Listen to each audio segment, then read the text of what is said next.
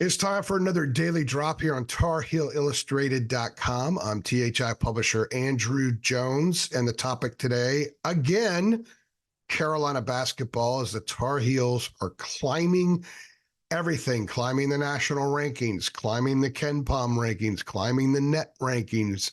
The Tar Heels are creeping into an area where they are absolutely 100% alive to contend for a 1 seed in the NCAA tournament. Now, I know the NCAA tournament starts in a couple of months, but how you're seeded in a couple of months has an awful lot to do with how you've done through the first 2+ months, how you do this week, how you do next week, and so on. So we're going to take a look at where the Heels stand and what are some of the roadblocks perhaps, or what do they have? What kind of terrain is ahead for the Tar Heels as they try to navigate their way toward a 1 seed in the NCAA tournament. Before I do, very quickly, a reminder, head on over to our site, TarHeelIllustrated.com.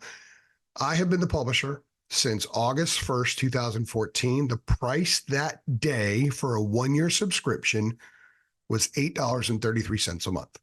The price today in 2024 is $8.33 a month with a 1-year subscription. Hadn't gone up. There's nothing else out there you can say that hadn't gone up. Everything is skyrocketed in price, not us. And the more people that sign up, the more people that subscribe, the better we can provide you more content, not just here on this channel. We have a ton of stuff on the site, guys, a ton of stuff, and not all of it's on the front page. A lot of it's on the message boards. So the more resources we have, the better we can be at covering the Tar Heels. Because remember, we go where the Tar Heels go. In football and basketball, we go. And we pound it in recruiting as well. So head on over to our site. When you're finished watching this video, $8.33, and you can actually gift them if you got a friend who's got a birthday coming up or something like that, or you just want to say, hey, you're a Carolina fan, I love you, here you go, man. It's just $8.33 a month for a 1-year subscription to THI. Okay, so can the Tar Heels get a 1 seed? I say yes. I started talking about it in the press room at NC State last week, and I thought, and I knew I was going to bring it up because there were a few people I wanted to throw it by. And I thought I was going to get met with, yeah, out of your mind. Because let's be honest, the last 4 seasons, 14 and 19, Roy's last year, the only first round exit, wobbly season. Hubert's first year, wobbly season, 1 spark at the end. And then last year, one of the more underachieving seasons in North Carolina basketball history. So now here they are. The Tar Heels are in the top 5 of the AP rankings right now in mid-January, in the 3rd week of January, for the first time since 2016. Even the 17 team wasn't in the top 5 at this stage. Even the 19 team, both of which were 1 seeds, by the way, they were not in the top 5 at this stage. The 18 team was a 2 seed. They were not in the top 5 at this stage. The last team to finish in the last team to be in the top 5 outside of the first 3 weeks of last season's debacle was a 2019 team. The last 3 or 4 weeks of that season, they were in the top 5 and they were a 1 seed. Really good team. Club that got better and better and better as Kobe White got better and so on. So this team is in position right now to get to a 1 seed. How's that going to happen? Well, a couple things. One, only 1 team in America has more quad 1 wins at this time, and that's Purdue. They have 6. Carolina, UConn, and Arizona all have 5 quad 1 wins. Nobody else has more except Purdue. There are 6 teams with 4 quad 4 wins, or with, 6 teams with 4 quad 1 wins, these 1s and 4s and everything. And there are only 9 teams with 3 quad 1 wins. So the Tar Heels have already built a nice resume, but there's a little catch to that. NC State is 74 in the net right now, at least at the time that I'm doing this. So they're just barely a quad 1 game. If the Wolfpack fall out of the top 75, that becomes a quad 2 game for Carolina. Pittsburgh at this time is 63. They're 13 spots away from becoming a quad 2 game. So Carolina fans, as much as you don't want to do it, you need to root for State to win enough games to remain a quad 1 win for the Heels. I know a lot of you don't like Pitt either. You don't like the Capels, but you got to root for them because the Tar Heels need quad one. They need those to stay quad one wins because there are not a lot of opportunities left. About 2 weeks ago, I think I did a podcast about the net, and I know I wrote a couple articles. And at the time, Carolina had 10 quad one games remaining based on what the net rankings were at the time. That number's down to 4. And part of it is because of some of the crazy upsets that are happening in the league. And because Clemson going to lose at Virginia Tech, that kind of thing. Clemson's 27 in the net at the time of this recording. If they don't lose to Virginia Tech, they're in the top 25 of the net. That makes Clemson's visit to Carolina a quad one win the way we look at it now. It has to be that at the end of the season, obviously, but I hope I'm not losing people because I know some of these numbers can be a little bit confusing. Just keep in mind, as a quick reminder, because I don't want to lose people, the quad rankings, if you beat a team right now on the road that's a quad one win, it doesn't stay a quad one win if they drop out of quad one status. It has to be whatever they're ranked the day that the committee goes in there and looks at the resumes, which is well into March. Okay. That's why you need to root for Pitt to keep winning, or at least win enough. Same with State. And you'd like to see Clemson get up there because the Tigers got to come back to Chapel Hill. And if the Tigers come back to Chapel Hill and Carolina beats them and Clemson remains in the top 30 of the net, then that will be a quad one game.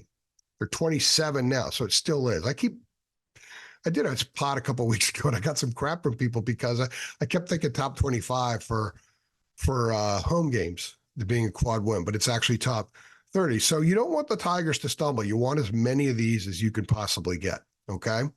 Now, the Tar Heels have 9 quad 2 games remaining, no quad 3 as it stands, and 2 quad 4, including this week. Louisville comes in Wednesday night. That's a quad 4 game. Notre Dame is the last home game of the regular season. That's a quad 4 game, and those are going to remain that way. I don't see how those are going to be anything other than quad 4 games.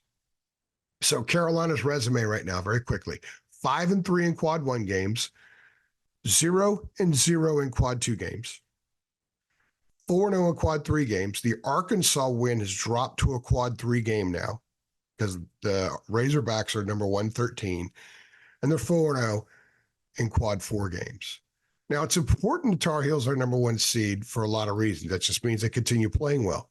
But anybody who's followed Carolina basketball long enough understands the importance of Carolina launching their NCAA tournament run in the state of North Carolina. And Charlotte is one of the first weekend sites. There are 8 opening weekend sites. The 4 closest, Charlotte, Pittsburgh, Brooklyn, and Memphis.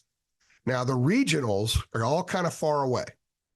I would guess that the East region is going to be Boston. So if Carolina takes care of business and they end up a 1 seed, they'll battle with UConn for Boston. Maybe UConn gets Boston. So where might Carolina go? The other 3 are Dallas, Detroit, and Los Angeles. Now, if you look around, Los Angeles, Arizona could be a candidate for Los Angeles. Purdue would be a candidate for Detroit. So you're looking at perhaps Dallas for the Tar Heels. But more important is where they get to start. They have a tremendous track record of NCAA tournament success when they get to start in their own state. It is really tremendous. If that ends up happening, I'll do a piece that week before they head over to Charlotte, looking at Carolina's in-state success. When they've started in Raleigh, when they've started in Greensboro, Winston-Salem, and Charlotte, they've done very, very well. The one time I can recall them losing early in the more recent era was when they lost to Texas A&M in Charlotte several years ago. In fact, that was 2018. That was the famous Brett Friedlander photo of Theo Pinson and Joel Berry walking arm in arm to the dais for post-game interviews. That was a tremendous photo that Brett took. So the Tar Heels have some opportunities to still build the resume, but they need the teams they've beaten to do well. By the way, I just remembered Northern Iowa is 103 in the net. They're ahead of Arkansas now. They've been playing well in the Missouri Valley Conference. You should root for them. root for them to move up, because if they could somehow just keep winning and get into the top 50, that would make that a quad 1 game. Certainly, they got to climb a little bit more to make it a quad 2. If they in Arkansas could do that, loading up on quad 2s don't hurt. If Carolina finishes, let's say, with 6 quad 1 wins, but they got like 8 quad 2 wins, that's 14 combined. That's not bad. The committee will like that, and that will help them get a number 1 seed. I know this is a lot of stuff. I know for some people it's too early to talk about, but I don't think it is. To me, the middle of January is when you really got to start looking at this stuff hard, because every game is sort of a jockeying deal for how you're going to finish where you are, especially when you look at the way this past week was. It was crazy. Just keep winning, man. Don't get those upsets. Keep winning. Do what you're supposed to do. Defend the 3, like I talked about in the drop yesterday. Get yourself a ton of W's and get a 1 seed. Right now, the Heels passed the eye test. They're starting to look like a 1 seed. Well, they continue to play at that level or near that level most of the time, win enough games to end up being a 1 seed. I think it's doable. I'd like to know what you guys think. Do you think a 1 seed is within range for the Tar Heels? Do you think they're going to end up being a 2 seed? Or maybe they drop to a 3 or a 4 because maybe the ACC isn't respected. Right now, the ACC has only 4 teams in the top 50 of the net. The league is hurting itself again, and that doesn't help the Heels. But as long as they keep winning, and when you look at what they've done outside the league, I think they'll be okay. I really do. I think that the committee will look at them and say, that's a damn good team. And they got to be at that 1 or that 2 spot. Because even at 2, they could get to Charlotte as well. Tennessee probably in contention for a Charlotte spot. And Duke's in contention for a Charlotte spot as well. Let me know what you guys think. And remember, going over to our site, TarHeelIllustrated.com, just $8.33 a month. Make sure if you sign up for subscribe to our channel, make sure you hit the notification bell so you'll know every time we upload videos. Tell your Carolina friends that we are here, and tell them to go over to our site, sign up, become a member, become a Tar Heel Insider too. Be the guy at the bar who knows more. Be the guy at the water cooler who knows more. You can do that by becoming a member of our amazing and growing community. I'm AJ, and I'll see you tomorrow.